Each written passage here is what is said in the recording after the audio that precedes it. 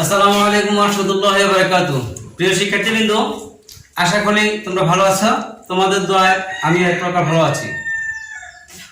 আজ আমি তোমাদের সামনে উপস্থিত হলাম পিথাগোরাসের উপপাদ্য ও তার প্রমাণ নিয়ে। পিথাগোরাসের উপপাদ্য অর্থাৎ পিথাগোরাস একজন গণিতবিদ, জ্যামিতিকবিদ, জ্যোতিষবিদ। উনি এই উপপাদ্যটি প্রমাণ করার আগেও এইসব ত্রিভুজ নিয়ে অনেক আলোচনা হয়েছে এবং অনেক আলোচিত হয়েছিল, এখনো হচ্ছে। কিন্তু উনি একটি সমকোণী ত্রিভুজকে সুন্দরভাবে রূপ দিয়েছেন এবং একটি উপপাদ্য দাঁড় করিয়েছেন।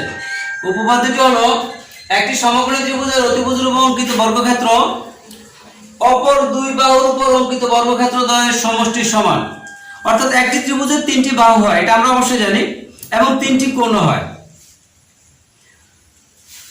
তো একটি ত্রিভুজের দুইটি বাহু এবং একটি ত্রিভুজের তিনটি বাহু তিনটি কোণ। উনি বলল, এক ত্রিভুজটি যদি সমকোণী ত্রিভুজ হয় তাহলে তার একটি মূল প্রতিপাদ্য বিষয় আছে, সেটা আমরা একটু পরে আলোচনায় আসতেছি। উনি বলল, যদি কোনো ত্রিভুজে একটি সমকোণী ত্রিভুজের অতিভুজের উপর কোনো বর্গ অঙ্কন করা হয়, তবে তার অপর দুই বাহুর উপর যদি বর্গ অঙ্কন করা হয় তাহলে পরবর্তী দুইটি বাহুর বর্গের সমষ্টিটা অতিভুজের উপর অঙ্কিত বর্গক্ষেত্রের সমষ্টির সমান হবে। আশা করি তোমরা কথাটা বুঝতে পারছো। আমি আরেকটু ক্লিয়ার করে দিচ্ছি। প্রথমে আমরা আসি, সমকোণী ত্রিভুজ কাকে বলে। ত্রিভুজ তো অনেক রকমের হয়। সমকোণী ত্রিভুজ হয়, স্থূলকোণী ত্রিভুজ, সূক্ষ্মকোণী ত্রিভুজ, বাহুর ক্ষেত্র তিন ভাবে আছে। তো যে ত্রিভুজের একটি কোণ সমকোণ তাকে সমকোণী ত্রিভুজ বলে। যেমন এই ত্রিভুজটার মধ্যে, এবিসি ত্রিভুজটার মধ্যে আমাদের এখানে সি কোণটি হলো সমকোণ। এখন সমকোণ আমরা কিভাবে বুঝবো, এই তো প্রশ্ন। আগে আমাদেরকে বুঝতে হবে লম্ব কিভাবে পড়ে। একটি সরল রেখার উপর আরেকটি সরল রেখা যদি লম্ব ভাবে পড়ে, তাহলে যে কোণ উৎপন্ন হয় তার পরিমাপ হলো 90 ডিগ্রি। একটি সরল রেখার উপর যদি আরেকটি সরল রেখা লম্বালম্বি ভাবে পতিত হয় এবং সেখানে যদি 90 ডিগ্রি কোণ উৎপন্ন করে তাহলে সেটি সমকোণ। আর যদি ত্রিভুজের ক্ষেত্রে কোনো কোণ 90 ডিগ্রি পরিমাণ হয় তাহলে সেটাই সমকোণী ত্রিভুজ। আশা করি তোমরা বুঝতে পারছো সমকোণী ত্রিভুজ কাকে বলে। তাহলে আমাদের পিথাগোরাসের উপপাদ্যটি কিন্তু এটা, একটি সমকোণী ত্রিভুজের অতিভুজের উপর অঙ্কিত বর্গক্ষেত্র তার অপর দুই বাহুর উপর অঙ্কিত বর্গক্ষেত্র দ্বয়ের সমষ্টির সমান। অর্থাৎ পিথাগোরাসের মূল উপপাদ্য বিষয়টি হলো, অতিভুজের উপর অঙ্কিত বর্গক্ষেত্র অপর দুই বাহু। পিথাগোরাস কিন্তু একটি সমকোণী ত্রিভুজের তিনটি বাহুকে আবার তিনটি নাম দিয়েছেন। সমকোণের বিপরীতে যে বাহুটি থাকবে তার নাম দিয়েছেন অতিভুজ। আর ভূমি তো বুঝতে পারছি যেটা নিচে, সেটার নাম দিয়েছেন ভূমি, এবং বরাবর যেটা উপর থেকে আছে সেটার নাম দিয়েছেন লম্ব বা উন্নতি। তোমরা যেটাই বলো, হয় লম্ব বলতে পারো নয়তো উন্নতি বলতে পারো, কোনো সমস্যা নেই। উনি বলছেন ওনার উপপাদ্যে, অতিভুজের উপর যদি অঙ্কিত বর্গক্ষেত্র হয় এবং তার অপর দুই বাহু, একটা হলো লম্ব আর একটা হলো ভূমি।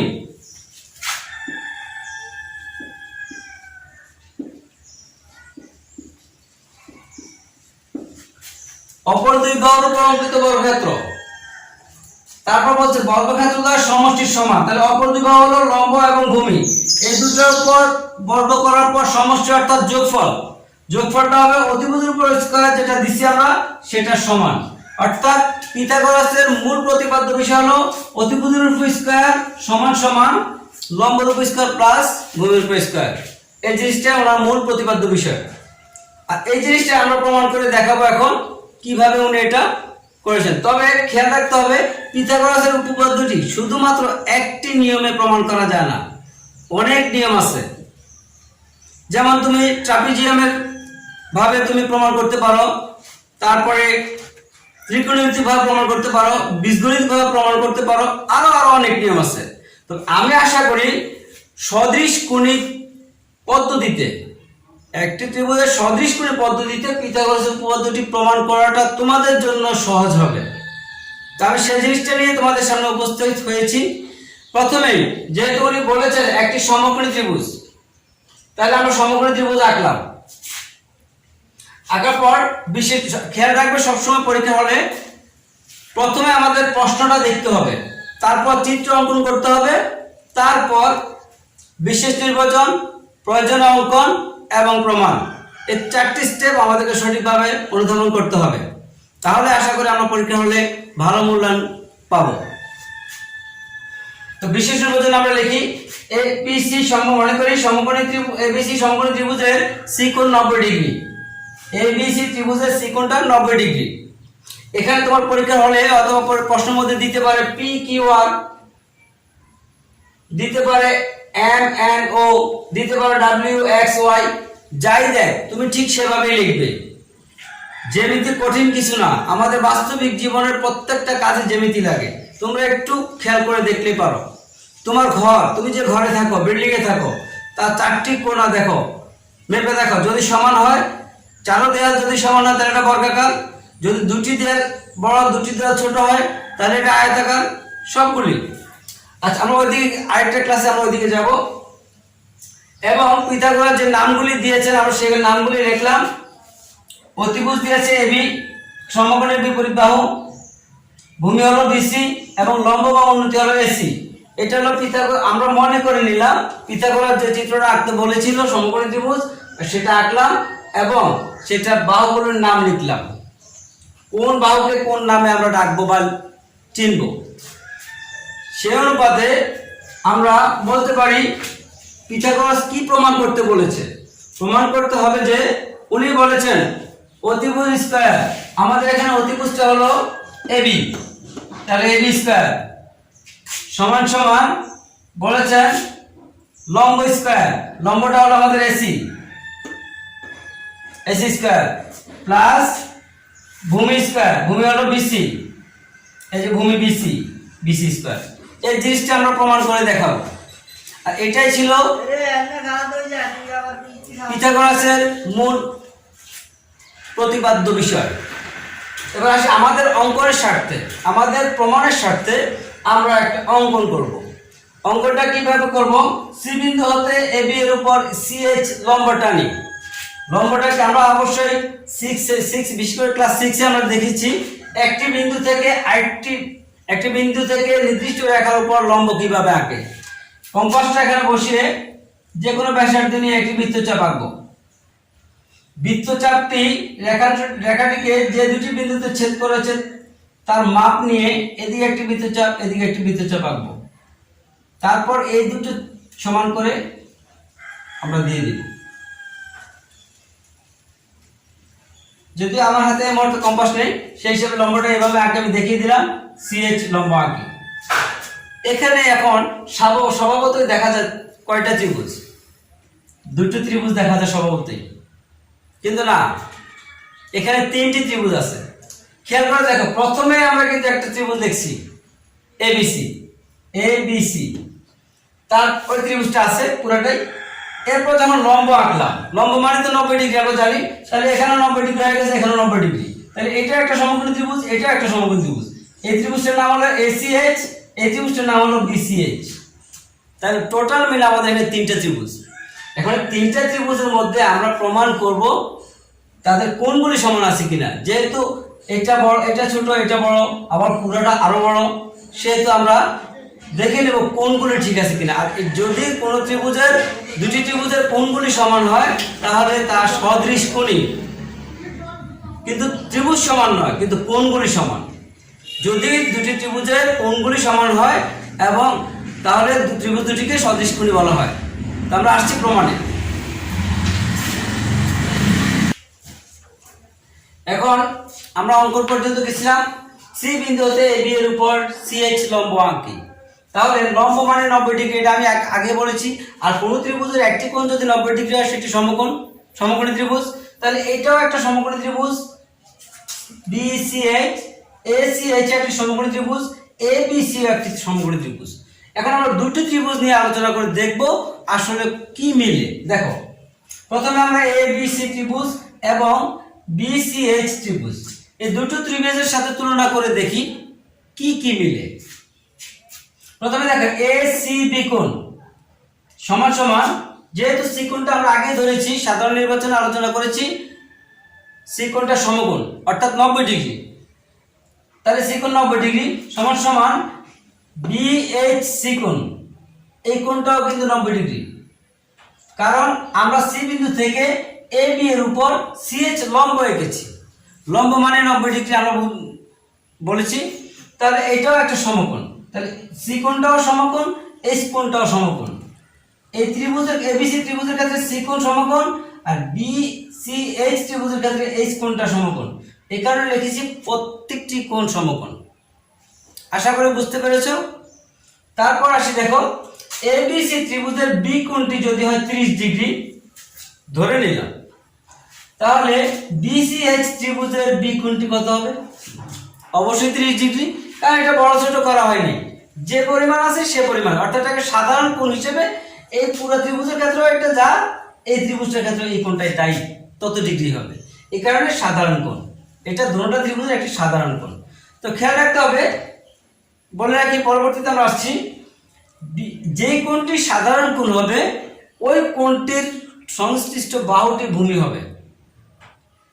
এটা ত্রিকোণমিতিতেও এরকম তোমরা অনুশীলনী 10-এ দূরত্ব উচ্চতার মধ্যে পাবে।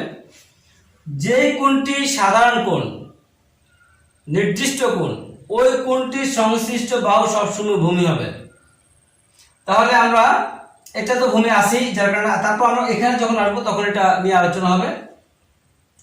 এবার আমরা লিখতে পারি, যেহেতু এই দুটি ত্রিভুজের মধ্যে ABC ত্রিভুজ BCH ত্রিভুজ, এই দুটি ত্রিভুজের মধ্যে দুটি কোণ সমান পেয়ে গেলাম। ABC ত্রিভুজের দুটি কোণ আর BCH ত্রিভুজের দুটি কোণ সমান পেয়ে গেলাম, সমান সমান চিহ্ন দেখো, সমান পেয়ে গেলাম। যদি কোন দুটি ত্রিভুজের দুটি কোণ পরস্পর সমান হয় তাহলে তাদের অবশিষ্ট কোণটিও সমান হবে, এটা আমরা জানি। তো তাহলে বোঝা যায় তিনটি কোণ যদি সমান হয় তাহলে সেটা সদৃশ কোণী, সদৃশ্য নয়, সদৃশ কোণী মানে কোণগুলি সমান, দেখতে সমান। তাহলে এ পর্যন্ত আমরা বুঝতে পেরেছি আশা করি। তাহলে আমরা লিখতে পারি, আমরা একটা সূত্র জানবো, সূত্রটা কিন্তু তোমাদের 9-10 এর বইতে আছে। আমরা জানি দুইটি ত্রিভুজ যদি সদৃশ কোণী হয় তবে তাদের অনুরূপ বাহুগুলোর অনুপাত সমান হবে। অনুরূপ বাহুগুলো কি? অর্থাৎ প্রথম ত্রিভুজটার যে দুটি বাহু একটি অনুপাত আরেকটি, ঠিক পরের ত্রিভুজটির সে দুটি বাহুই একটি অনুপাত আরেকটি সমান হবে। সেই ক্ষেত্রে দেখো আমরা লিখলাম প্রথম ত্রিভুজটা ভূমি বাই অতিভুজ, বাই মানে ভাগ আর কি, ভূমি হলো BC ডিভাইডেড বাই অতিভুজ হলো AB, BC বাই AB। তাহলে ভূমি নিলাম আর অতিভুজ নিলাম, সমান সমান এই ত্রিভুজটারও আমরা ভূমি আর অতিভুজ দেব। ভূমি হলো BH আর অতিভুজ হলো সমকোণী ত্রিভুজের বিপরীত বাহু BC। এবার আমরা আর গুণ অর্থাৎ কোণায় কোণায় গুণ করব, AB ইন্টু BH আর B আর BC গুণ করছি, BC স্কয়ার হয়েছে। আশা করি বুঝতে পেরেছো। এই দুটি ABC ত্রিভুজ এবং BCH ত্রিভুজের মধ্যে যে দুটি কোণ সমান হয়েছে, এই কারণে আমাদের ত্রিভুজটি দুটি সদৃশ কোণী হয়েছে। আর দুটি ত্রিভুজ সদৃশ কোণী হলে তাদের অনুরূপ বাহুগুলোর অনুপাতও সমান হবে। ভূমি বাই অতিভুজ আবার ভূমি বাই অতিভুজ সমান হয়েছে, সমান চিহ্ন মাঝখানে। তারপর আর গুণ করে দিলাম, আমরা 1 নং সমীকরণ দিয়ে রাখলাম।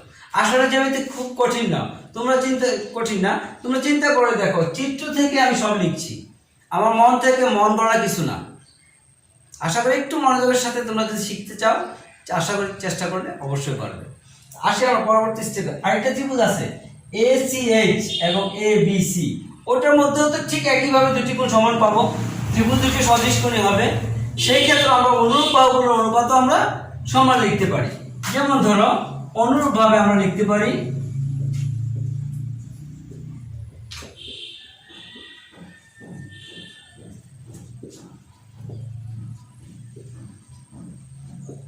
অনুরূপভাবে লেখা যায়। এখন এটা কিন্তু সাধারণ কোণ, এখানে বি কোণ ছিল সাধারণ কোণ, আর এই ত্রিভুজের ক্ষেত্রে এই কোণের সাধারণ কোণ, এবিসি ত্রিভুজের এই কোণ আর এসিএইচ ত্রিভুজের এই কোণ যেহেতু কোনো পরিবর্তন নাই, তাহলে এটা সাধারণ কোণ। আর এটা যদি সাধারণ কোণ হয় তাহলে এসিটা হয়ে যাবে ভূমি, এই ত্রিভুজের জন্য এসিটা হয়ে যাবে ভূমি। আশা করি কথাটা বুঝতে পেরেছো। তাহলে আমরা লিখতে পারি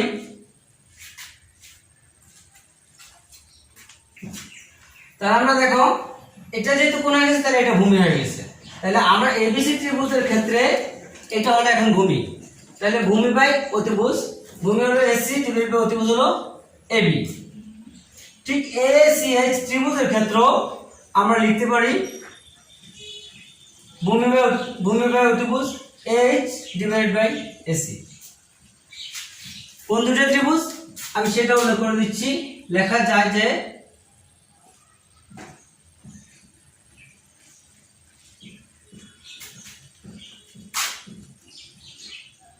ত্রিভুজ এ বি সি এবং ত্রিভুজ এ সি এইচ এ।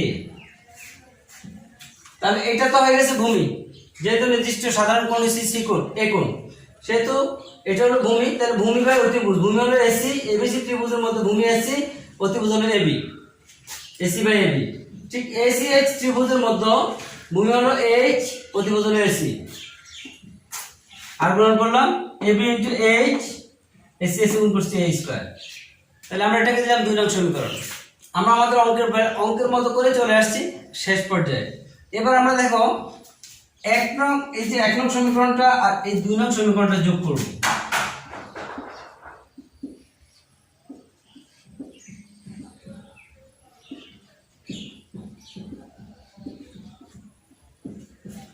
এক নং ও 2 নং সমীকরণ যোগ করি, যোগ করে পর আমরা কি পাচ্ছি দেখো।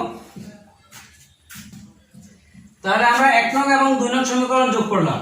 সমীকরণ 1 নং এর বাম পক্ষে আছে ab * bh, ab * bh লিখলাম প্লাস 2 নং এর বাম পক্ষে আছে ab * h, ab * h সমান সমান 1 নং এর বাম পক্ষে আছে ডান পক্ষে আছে bc2, 2 নং এর ডান পক্ষে আছে ac2, দুটো যোগ করলাম। এখন দেখো এখানেও ab আছে, এখানেও ab আছে, দুই জায়গা থেকে ab টাকে আমরা কমন নিয়ে নিলাম, অর্থাৎ একটা করে নিয়ে আসলাম। আর থাকে এখানে bh প্লাস এখানে থাকে h, আর এটাকে আমরা ac2 প্লাস bc2 সাজিয়ে লিখলাম।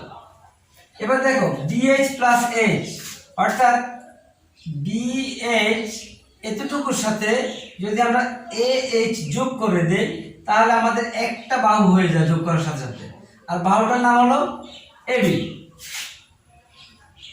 আর ab আর ab যদি আমরা গুণ করি তাহলে ab² লেখা যায় সমান সমান ac² প্লাস bc²।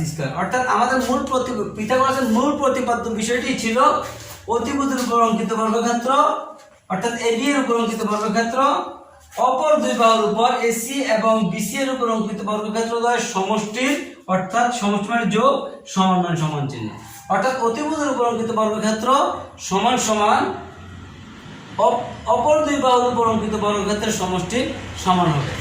আশা করি বিষয়টা তোমরা খুব সহজে বুঝতে পেরেছো। বারবার প্র্যাকটিস করবে বাসায়, আরো সহজ হয়ে যাবে তোমাদের কাছে। তো এ বলে আমি এখানে বিদায় নিলাম। ভালো থেকো, সুন্দর থেকো।